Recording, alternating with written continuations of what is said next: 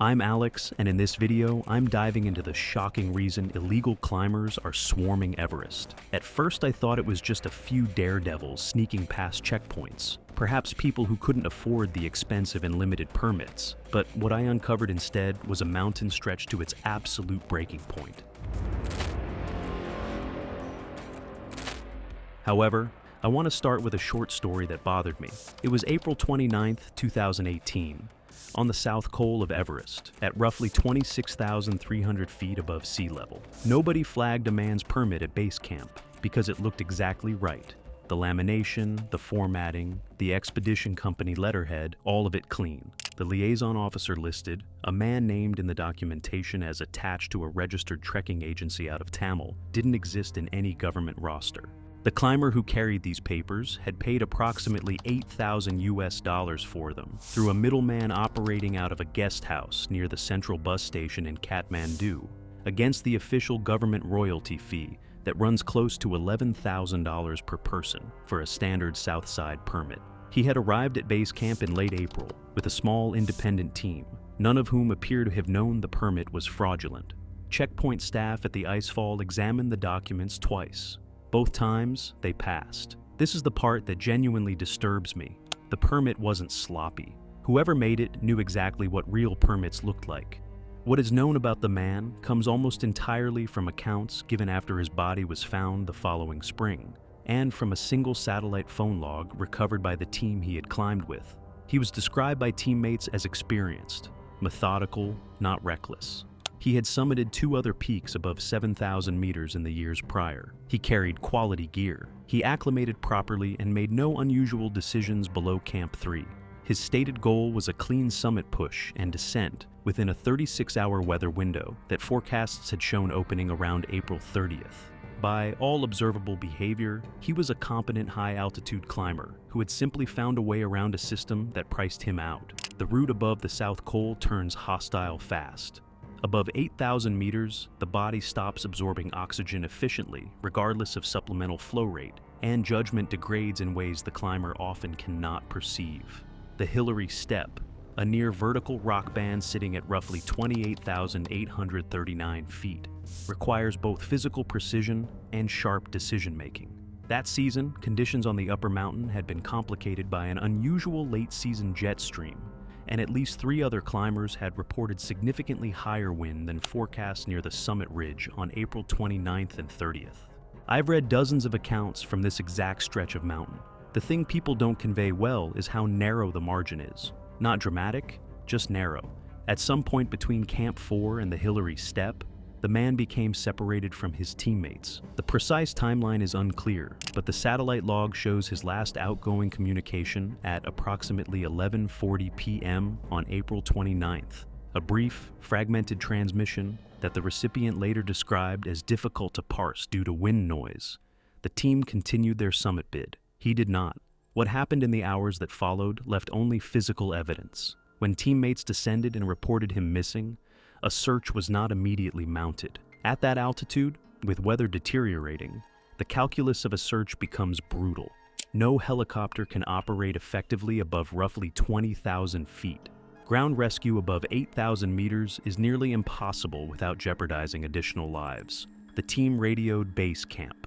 By the time the report was relayed and assessed, there was nothing actionable. Nobody talks about how the decision not to search is often the correct one. But I think that doesn't make it easier. His body was found the following season, May 2019, wedged into a crevasse feature just below the Hillary Step, at approximately 28,700 feet. He had suffered severe frostbite to all extremities, consistent with extended exposure at extreme altitude.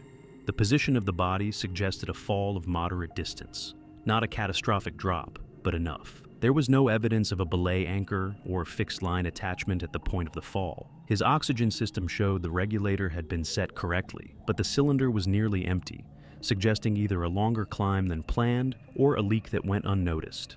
There was bruising consistent with repeated blunt impact to the left side of the torso and head, likely from the rock face during the fall. Death was attributed to a combination of hypoxia, exposure, and trauma. Time of death was estimated as sometime between midnight and 4 a.m. on April 30th, 2018.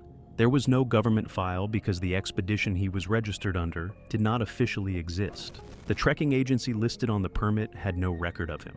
When the body was reported, authorities had no name to attach to the case, only a physical description, a partial gear inventory, and a satellite phone number that traced back to a prepaid account registered to an address in a city that no longer matched any current resident. I think the system didn't fail him. He used the system's gaps deliberately. That's not a loophole story. That's a disappearance by design. Nature is still unforgiving up there, but more and more, it's human behavior that's tipping situations into something worse, just like the next story. It was March 14, 2019, on the northwest face of a restricted 8,000-meter peak in the Himalayan range, where the nearest legal expedition was camped 3 vertical miles below, and the only witnesses to what happened were the mountain itself, and one man who would spend years trying to forget it. Davin Cho was 38 years old, a structural engineer from Bishkek, who had built a secondary career as a high-altitude guide for private clients across Central Asia. He had summited 4 8,000-meter peaks legally, 2 of them twice. He had spent the better part of 2 years organizing this particular attempt for 2 clients, brothers Ruslan and Fenabayev, businessmen from Almaty in their mid-40s with money, ambition, and a compressed timeline that made the official permit queue impossible. Davin knew what to do because he had done this before. He bribed the right people, kept the paperwork thin, moved fast. This illegal maneuver had always worked. The Abayev brothers weren't reckless. Ruslan had 2 7,000-meter summits. Fen had one. They trained, hired, and paid seriously, about $14,000 each, for an arrangement that manipulated checkpoints, head counts, and permits. Nothing about this was impulsive. They made calculated decisions, which makes the outcome harder to process. They chose a 48-hour weather window, starting March 13th, moved efficiently, and summited at 2:10 p.m. on March 14th. Up to that point, every decision had worked. Above 7,600 feet, the northwest face turns into steep blue ice and wind-packed névé, exposed to sudden pressure shifts. Davin cut the descent short by taking a couloir, about 400 vertical feet faster, but riskier, and one he'd only used once in better conditions. Around 2:40 p.m., pressure dropped 18 millibars in under 2 hours. A station 90 kilometers away recorded it, but didn't relay it in time. Winds jumped from 25 to 65 miles per hour within an hour. On paper, it looks minor. On the mountain, it isn't. Davin was leading the descent into the couloir when Fen, the younger brother, lost his front points. The ice beneath him had a glazed layer under the wind crust, the kind of surface that looks solid but has no bond below the top centimeter. His crampon caught, torque, and he went down. The fall was approximately 200 feet before he hit a rock band. Ruslan, rope behind him, was pulled immediately and violently. The anchor Davin had placed held for roughly 3 seconds before the screw sheared at the collar and released. Davin was not yet clipped to the anchor and took the force of both men's weight traveling downhill. He was pulled off his feet, slid 40 feet before self-arresting, and when he looked back up the couloir, both men were below the rock band, neither moving. He reached Fen first. The man was breathing but unresponsive, positioned face down across a flat ledge with his left leg bent at an angle that eliminated any possibility of walking. Ruslan had come to rest 30 feet further down, against a secondary rock feature. He was not breathing. Davin checked for pulse for over a minute. This is where the account becomes genuinely hard to read. Davin's later statement describes the silence as the most disorienting part. Fen remained unconscious, his breathing shallow and irregular, then gradually fading in the cold. Davin activated a personal locator beacon at approximately 4:55 p.m. The nearest legal expedition, a South Korean team camped at 6,900 feet on the standard south route, received the relay signal through their base camp coordinator at 5:22 p.m. 2 of their members reached Davin at roughly 9:40 p.m., nearly 5 hours after the beacon was triggered. Fen was already unresponsive. Ruslan's body remained where it was. Neither man was listed in any official climbing registry for that date or that route. When the South Korean team filed their incident report, they identified Davin only by first name and nationality. The form had a field for expedition affiliation. It was left blank. Ruslan's body was recovered by a private team the following autumn, funded quietly by the family. The checkpoint officer who had logged their entry as a supply run had by then been reassigned to a different post. The liaison officer had submitted a resignation. The families were told there had been an accident on the mountain. No official report was ever filed that named the route, the date or how three men came to be in a restricted zone with no legal record of their presence. Fenn's body was recovered months later in a separate operation arranged quietly by the family. And this is just one story of an illegal group that died on Everest. There are many more documented deaths. What stays with me is that the corruption didn't kill them. The mountain found them anyway, and the system they had bought made sure no one would ever officially know. Everest has always been lethal, but now some of that danger is being introduced, not inherited, just like social media.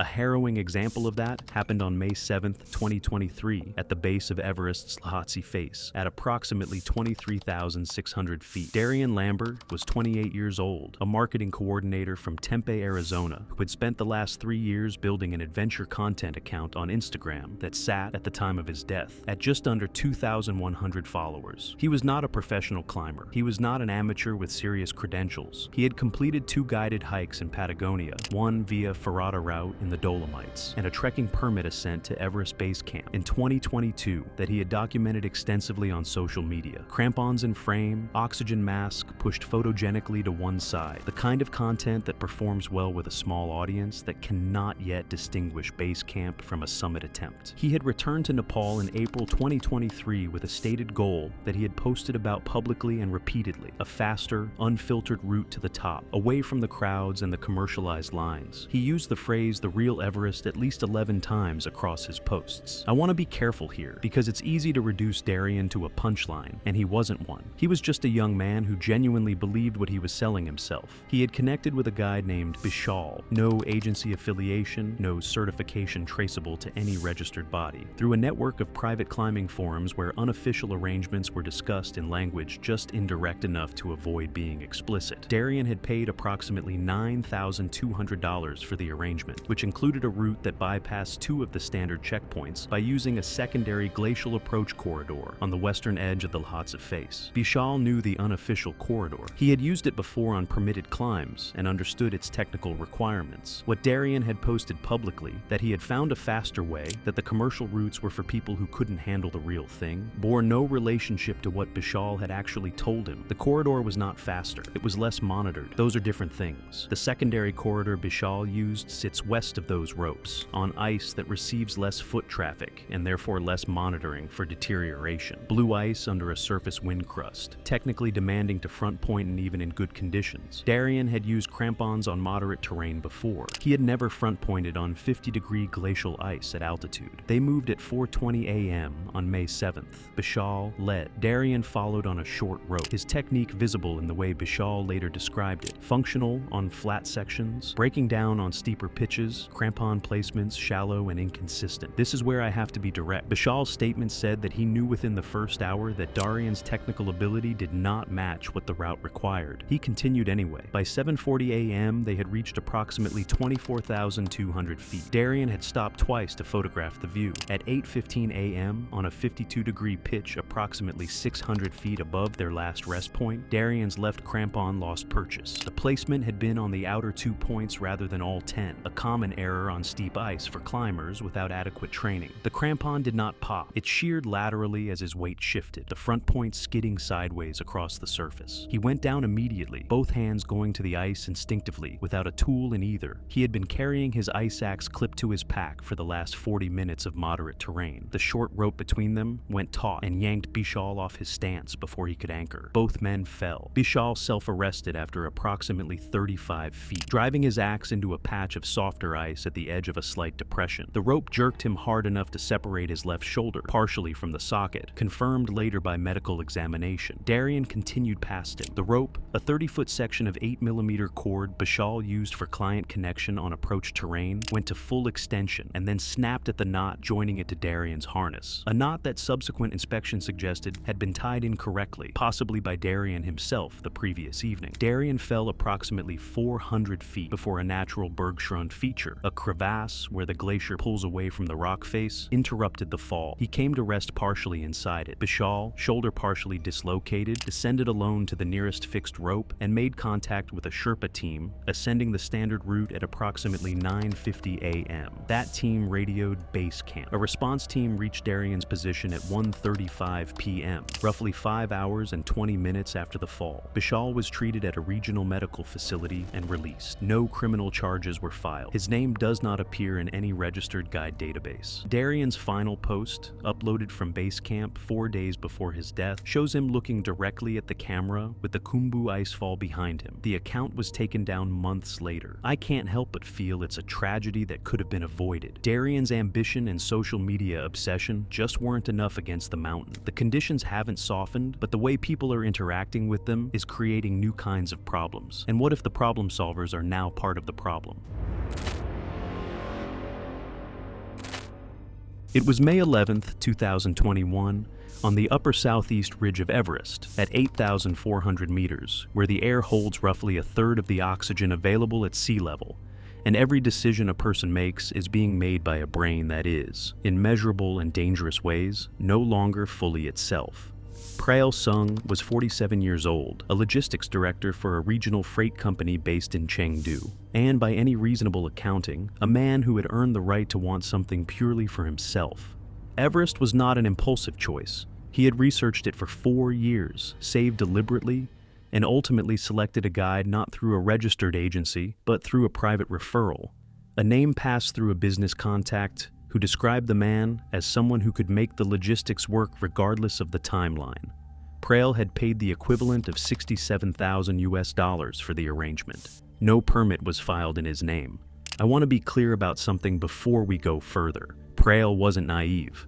He knew something about this arrangement with the guide was irregular. He chose it anyway, and that choice is part of this story. The guide was known in base camp circles by the name Tarku. No surname given in any account, no agency affiliation traceable after the fact. He was, by multiple second-hand descriptions from other guides who recognized him at base camp that season, a technically exceptional climber, calm under pressure, efficient on fixed lines, and experienced enough on the southeast ridge to move without consulting a route card. He had guided permitted climbs for 15 years, accumulated a reputation as reliable if expensive, and then, at some point, no one agrees on exactly when, began taking private arrangements that left no paper trail. The money on those arrangements was reportedly double or triple standard rates. The part that gets me is that Tarku knew this mountain the way some people know their own house. That knowledge is exactly what made the silence so deliberate. They had moved through the dead hours, 1 a.m. to 4 a.m., using a secondary approach line that bypassed the fixed rope queues entirely. Tarku had used it before on permitted climbs and knew its technical requirements. They reached 8,400 meters at approximately 5:30 a.m. A registered South Korean expedition was moving on the standard line approximately 200 meters to the east. Accounts from that team describe hearing no voices, seeing no headlamps in the secondary corridor at that time. Prael sat down. That detail comes from Tarku's own account, given privately to one person months later, and recounted secondhand. Not a controlled rest, a sit, sudden and total, with no verbal indication beforehand. Tarku recognized it. At 8,400 meters, in a man who had been moving continuously for over 4 hours on a non-standard line, that kind of collapse has a narrow list of causes, and none of them resolve without descent. Supplemental oxygen, and in the worst cases, medication that Tarku may or may not have been carrying in adequate supply. What Tarku had was a satellite communicator, and the knowledge that using it meant documenting 2 people who had no legal right to be where they were. A distress call would bring a response, but it would also bring questions. Every answer to those questions had consequences that were professionally terminal. He administered what supplemental oxygen he had. He attempted to move Prael manually, which at that altitude and body weight was close to physically impossible for one person without mechanical assistance. Prael's condition did not improve. His breathing became audible, labored, with irregular gaps that grew longer through the morning hours. By approximately 9:10 a.m., it stopped. Coroner findings were never formally recorded due to absence of documentation and non-recovery of remains. Based on the second-hand account and circumstantial altitude data, Probable cause of death: high-altitude cerebral edema with possible concurrent pulmonary involvement, occurring at approximately 8,400 meters on the southeast ridge on the morning of May 11, 2021. No autopsy was performed. No body was recovered or formally reported. Tarku descended alone and tried to blend back into base camp's general population, filing no incident report and contacting no authority. But Prail's family did not stop searching. Months of inquiries, missing person reports, and cross-checking private permits ultimately led local Chengdu authorities to locate and arrest Tarku. The arrest is how the full sequence of events came to light. What I keep returning to is that despite the arrest, nothing in the mountain actually changed. These types of incidents still occur, and the last story is the worst example of them all. It was October 19th, 2022, on Everest's upper southeast face, during the autumn post-monsoon window, when a storm system that no forecast had predicted with accuracy began sealing the mountain from the top down like something closing a door. There is no single victim in this story. That is the problem. What can be reconstructed comes from fragments. A private forum thread archived by a user in Tbilisi before it was deleted, 2 satellite communicator pings that never resolved into a distress signal, and a series of photographs recovered from a memory card found near the balcony at approximately 27,600 feet during a permitted spring 2023 expedition. The card belonged to a woman whose face appears in several of the images. She has not been identified. One photograph shows her smiling at roughly 26,000 feet, oxygen mask pushed to one side, the South Col visible below her. The date stamp reads October 17th, 2022. Nobody has come forward to name her. I've been sitting on this case for a long time, specifically because there's no clean center to it, no single story, just a series of absences where people used to be. What the forum thread establishes imperfectly is that between 8 and 11 individuals reached the upper mountain during a 2-week window in October of 2022. Each through different arrangements, some connected through private networks, some apparently operating without any outside knowledge of their attempt. At least 3 appear to have had prior high-altitude experience based on their posts. One, who used a handle that translates roughly from Russian as clean line, described a solo attempt on a non-standard approach corridor east of the standard southeast ridge route. His last post was dated October 14th. It described wind building from the northwest at a rate he found faster than expected. The thread received no reply to that post before it was taken down. A storm system moved in on October 18th. It was not classified as severe by regional meteorological services. Sustained winds of 55 to 70 miles per hour at summit elevation. Temperatures dropping to approximately negative 58 degrees Fahrenheit, with wind chill factored conservatively. For a permitted expedition with established camps, fixed ropes, and a support team monitoring from below, those conditions are serious but survivable with correct decision-making. For individuals with no established high camps, no fixed rope access, no monitored communication, and no team tracking their position, the same conditions represent a closure with no exit procedure. The storm held for 5 days. What I find hardest to convey is that the storm itself wasn't exceptional. The mountain didn't do anything unusual. It just stopped being survivable for people who had no margin. The Sherpa team that reached the balcony in May 2023 during a commercial expedition's acclimatization rotation sent a private message to their expedition leader that was later described by 2 people who read it. The message used the word several. It described bodies positioned close together near the eastern edge of the balcony shelf, in a configuration suggesting the individuals had stopped moving and not fallen, which is consistent with hypoxic collapse and exposure, where the body simply ceases without violence. One body was partially buried under wind-deposited snow. At least one appeared to have been there since the previous autumn, based on the degree of freeze-thaw weathering visible on exposed equipment. No photographs from the Sherpa team's observation have been made public. The expedition leader did not file a formal incident report, citing uncertainty about jurisdiction and the absence of any identifying information. A regional mountaineering authority was contacted informally and reportedly advised that without identification, no official process could be initiated. I contacted 2 people with knowledge of that communication. Neither would go on record. That tells you something about how this kind of thing gets managed. No remains were recovered or transported. Based on environmental data and witness description, probable cause of death for multiple individuals is exposure and hypoxia following entrapment at high altitude during sustained storm conditions between October 18th and 23rd, 2022. No identities confirmed, no autopsies performed, no official death certificates issued in any jurisdiction. The memory card with the woman's photographs was turned over to a regional authority and has not been publicly referenced since. The number of people who died on that section of mountain during that window remains uncertain. There is no formal count because there was never a formal presence. They arrived outside every system built to record them and died outside every system built to respond. Somewhere in a filing cabinet or a digital archive, there may be a notation, informal, unresolved, waiting for information that will never arrive. More likely, there is nothing at all. That is the part I keep returning to. Not that the mountain took them, but that the world has no mechanism even to notice they are gone. After all of these stories, the question of why this is getting worse instead of better.